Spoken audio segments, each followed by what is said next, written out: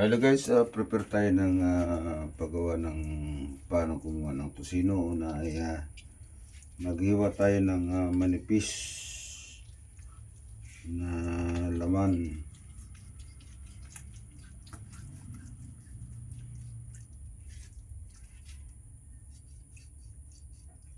Yan guys, manipis lang para pagka nilagay natin yung mga ingredients ay madali siyang ma-absorb.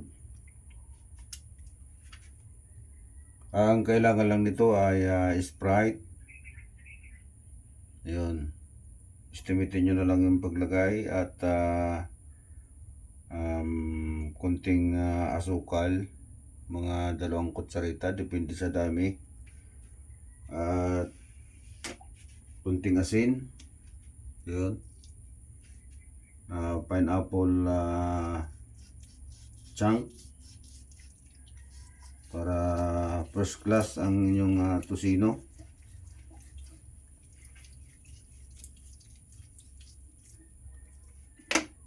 Ayan guys,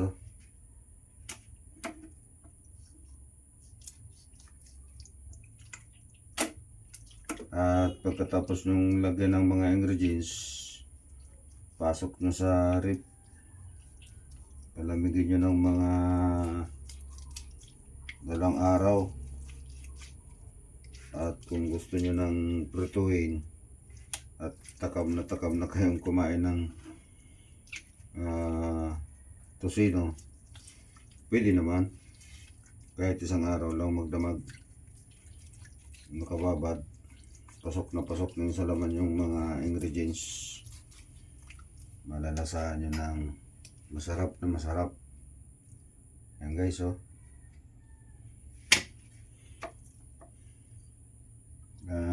sample lang tayo ng paggawa sapagkat matagal na tayong hindi nakakatikim ng sarili nating gawang tosino. Ayan guys, manipis lang.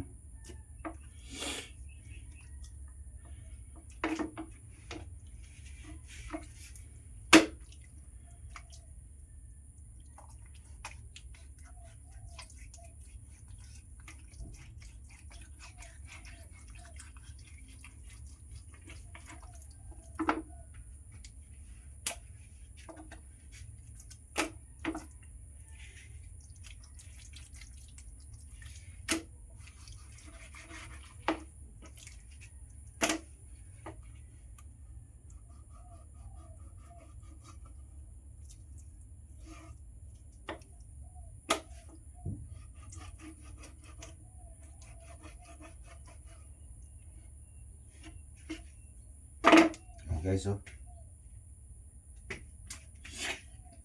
right, mamaya na natin tuloy.